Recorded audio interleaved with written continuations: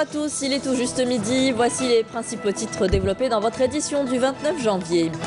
Les nouveaux membres du Conseil de la Nation installés ce matin, les groupes parlementaires ont reconduit Abdelkader Ben Salah dans sa fonction de président du Conseil de la Nation pour un nouveau mandat.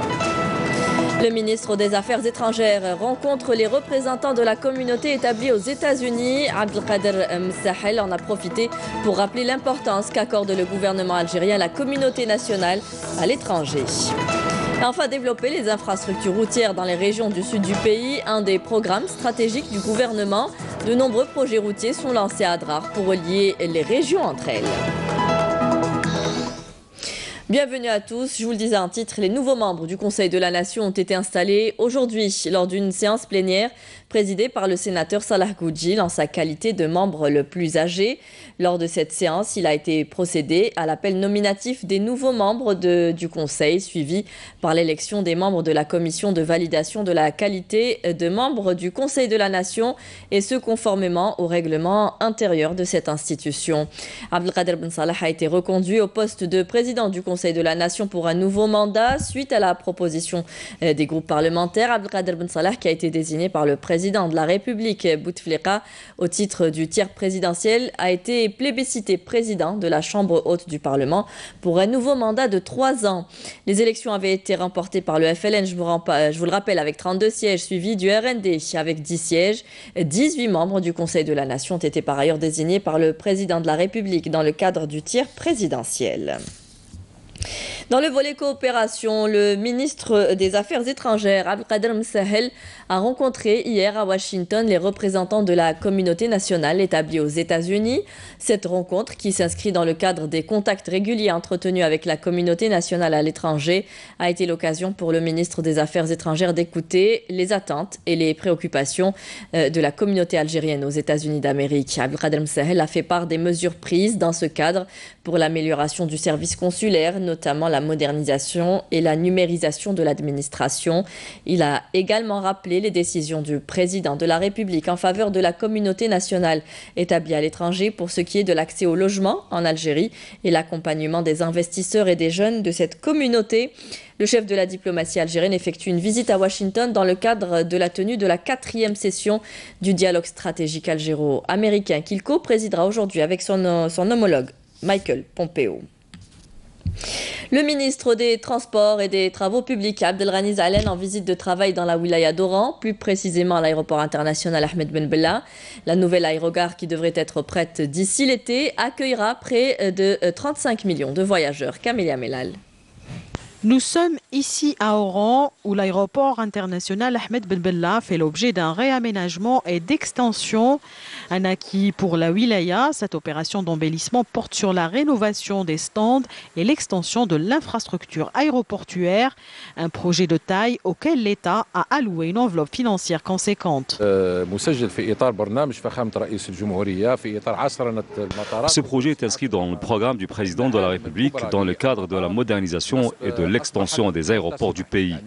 Les travaux entrent dans la phase finale et la réception se fera durant la prochaine saison estivale. Ainsi, il aura une capacité d'accueil de 3,5 millions de passagers par an. Il sera également doté d'équipements modernes et d'un parking à étage d'une capacité de 1200 véhicules en plus de celui à l'extérieur qui est de 800 véhicules. D'autres projets tout aussi importants verront bientôt le jour. Une valeur ajoutée qui permettra de développer et de moderniser le secteur des transports dans la région.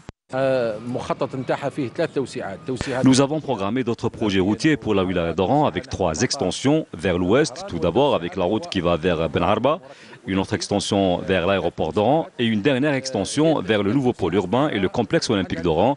Nous allons ainsi redoubler d'efforts pour réceptionner les projets dans les délais. Avec la mise en service de ce nouveau terminal, l'aéroport d'Oran permettra une meilleure prise en charge des voyageurs et un accueil plus important de passagers, extensible à 6 millions de voyageurs annuellement. Et vous l'aurez compris, il s'agit de 3,5 millions de voyageurs et non de 35 comme je vous l'avais annoncé. Relier les régions du Sud entre elles, un projet stratégique du gouvernement. C'est le cas à Adrar où de nombreuses infrastructures routières ont été réalisées pour sortir ces villes de leur enclavement et leur ouvrir des opportunités de développement économique. Naïma Haouch. D'importantes réalisations ont été entreprises dans le domaine des travaux publics, comme le goudronnage des routes et des pistes reliant notamment l'Erksour à la ville de Timimoun, en plus de la création de nouveaux accès routiers pour désenclaver la région. Je mettais 2 heures pour arriver à ma destination et maintenant je fais la route en à peine 20 minutes. Depuis le lancement de ces projets, on est très bien. D'Oksar Tala à Timimoun, on parcourt la distance en un temps record. Ce projet s'inscrit dans le cadre du désenclavement d'Oksar Tala, encerclé par le sable. Aujourd'hui, la réalisation de cette route facilitera l'approvisionnement des habitants et les mettra en contact direct avec Timimoun et les autres villes.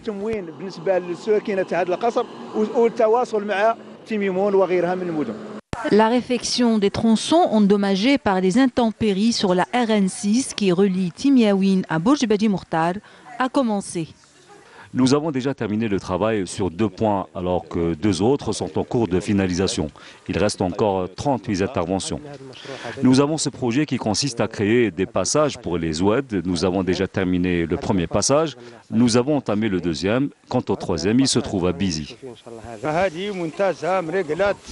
Ce travail est impeccable. Il tiendra plusieurs siècles. Renforcer le réseau routier est un facteur déterminant pour garantir un développement durable et permettre aux habitants de la région et aux opérateurs économiques notamment de se déplacer plus facilement et par ricochet créer une dynamique dans le Grand Sud algérien. Les secteurs de l'éducation et de la santé se modernisent. Algérie Télécom Satellite procède à la numérisation de ces secteurs stratégiques tout en continuant en parallèle à développer un réseau qui permettra aux habitants des zones enclavées d'accéder à Internet. Menel Boutouaba. La feuille de route tracée par Algérie Télécom Satellite à l'horizon 2019 ambitionne de connecter tous les Algériens et toutes les institutions au très haut débit, condition sine qua non à l'émergence d'une économie numérique. Les projets e-éducation et e-santé sont au cœur du plan d'action tracé par cette entreprise, utilisant les capacités du satellite algérien de télécommunication Alcomsat 1. Désormais, quand le médecin, par exemple, remplira son ordonnance et prescrira un médicament, il aura une base de données qui lui indiquera si ce médicament est disponible ou pas et dans quelle pharmacie le patient pourra le trouver. Car la base de données des médicaments et celle de la CNAS sont interopérables. Même chose pour les élèves. En tant que parent d'élève, je veux par exemple suivre la scolarité de mon enfant au jour le jour. Avec ce service, je pourrai rester en contact permanent avec son école. بالطريقة هذه راح نكون مربوط بالمدرسة عن طريق التكنولوجيا عن طريق الرقمنة. Accroître l'offre de services téléphoniques et faciliter l'accès aux services des télécommunications au plus grand nombre d'usagers en zone rurale est aussi l'un des défis majeurs que tente de relever Algérie Télécom Satellite. Ceci permettra aux citoyens d'avoir une connexion Internet et d'effectuer des communications téléphoniques par satellite à travers tout le territoire national. Ce service sera mis à leur disposition durant le dernier trimestre de l'année en cours. Le citoyen lambda pourra bénéficier de ce service sans aucun problème. La tarification appliquée sera au même niveau que d'autres services du même genre.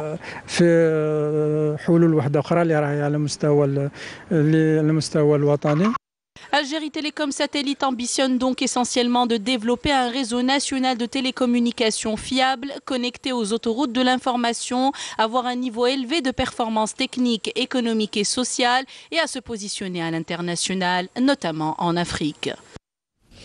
La daïra de Tazrouk se trouve à l'extrémité est de Tamanrasset, une région enclavée qui enregistre des manques dans de nombreux secteurs. Récemment, des projets de développement ont été lancés, notamment dans le secteur de la jeunesse et des sports. Karim Maïfa. Daïra de Tazrouk, à quelques centaines de kilomètres à l'est de Tamanrasset, ici, ouvriers du bâtiment, électriciens, plombiers ou encore plâtriers ne chantent pas. Et pour cause, l'installation de dizaines de chantiers à ciel ouvert avec des travaux qui battent leur plein dès les premières heures de la journée. Les chantiers battent leur plein et les entrepreneurs travaillent beaucoup ici.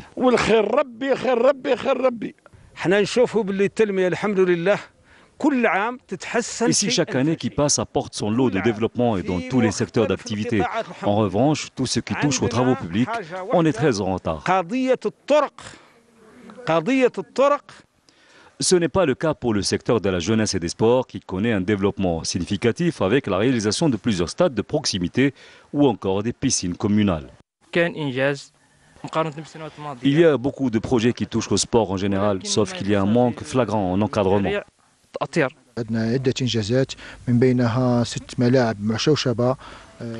Nous avons plusieurs réalisations, dont 6 terrains de foot avec une pelouse synthétique et une piscine semi-olympique dont les travaux ont atteint les 90%, une salle omnisport de 500 places qui sera bientôt réceptionnée et un complexe sportif olympique dont les travaux ont été achevés. Il ne manque plus aujourd'hui que la pose de la pelouse sur le terrain avant son inauguration.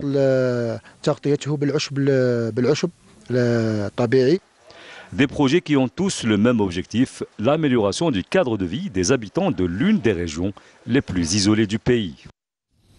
Dans l'actualité internationale, une nouvelle fusillade aux États-Unis. 5 policiers de la ville de Houston, dans l'État américain du Texas, ont été blessés dans la fusillade et hospitalisés. L'incident s'est produit alors que ces policiers de la brigade des stupéfiants de Houston tentaient d'assurer leur mission dans une zone résidentielle du sud-est.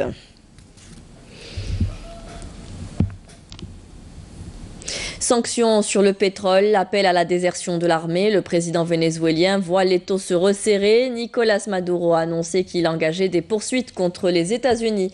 Après l'annonce de nouvelles sanctions américaines contre un groupe pétrolier, le PDVSA, le Kremlin a dénoncé comme illégal les nouvelles sanctions américaines. Le secrétaire général de l'ONU, Antonio Guterres, a affirmé de son côté sa disponibilité à exécuter une mission de bons offices pour faciliter le dialogue et les négociations entre les parties au Venezuela. Retour au pays, opération de relogement à Skikda. Les habitants du bidonville Zevzev 3 ont été relogés. Quant aux habitations précaires, elles seront entièrement démolies. Hassiba Abdallah. C'est la fin de la souffrance des habitants de ce bidonville à Skikda. Les autorités locales leur ont offert un nouveau logement qui leur procurera une vie décente. En application du programme du président de la République, nous continuons les opérations d'éradication des habitations précaires, dont le plus gros a été fait. Aujourd'hui, l'opération de relogement est au profit des habitants de Haï Zevzev 3. Après avoir étudié les recours, aussi nous avons les habitants de Haï Touyour que nous allons reloger. Cela concerne environ 400 familles. Et c'est la cité Chahid Belabed Salah qui a accueilli ces nouveaux locataires venus de Haï Zevzev 3. Nous avons souffert plusieurs années, 10 ans. Je ne peux pas vous décrire ma joie. Je remercie notre président Abdelaziz Bouteflika ainsi que notre wali qui a tenu sa promesse.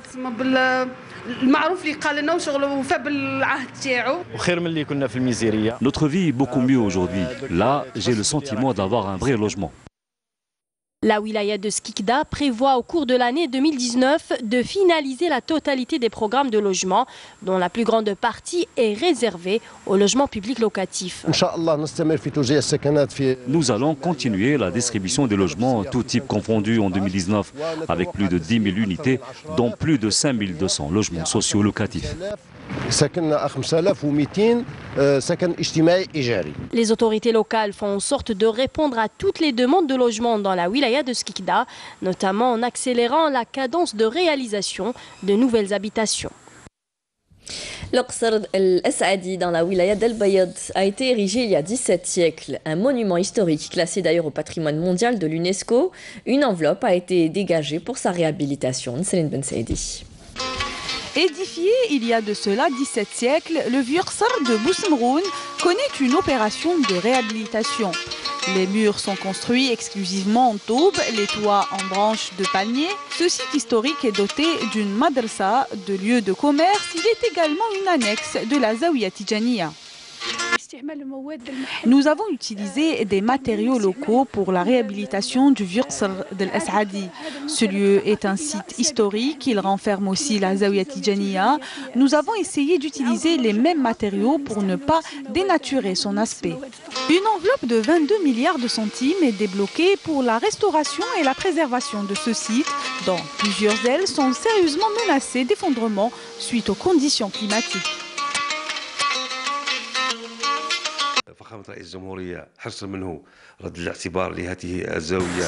Le président de la République a accordé une importance particulière à cet édifice.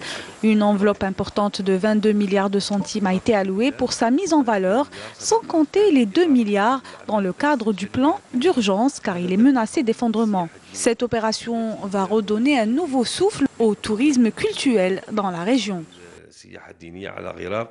Le vieux Qsr el-As'adi surplombe une superbe palmeraie qui constitue l'un des joyaux architecturaux ancestraux les plus visités par les touristes de passage. Il est aussi classé monument historique par l'UNESCO. Du sport football pour terminer ce journal, le MC Oran et le NC Magra s'affronteront cet après-midi au stade Ahmed Zabana à 17h pour décrocher le dernier billet qualificatif pour les quarts de finale de la Coupe d'Algérie. Le match sera retransmis en direct sur la chaîne nationale à 17h donc. Le vainqueur de cette confrontation sera opposé en quart de finale au CS Constantine, vainqueur en déplacement face au MB Louis VII. C'était la dernière information de ce journal. Merci à vous tous de nous avoir suivis. Vous pouvez revoir nos programmes sur Facebook et YouTube. Les adresses s'affichent en bas de votre écran. Tout de suite, vous retrouverez Mina Abed pour les prévisions météo et rendez-vous ce soir avec Nadia Medassi pour le journal à 19h. Très bonne journée à tous. Au revoir.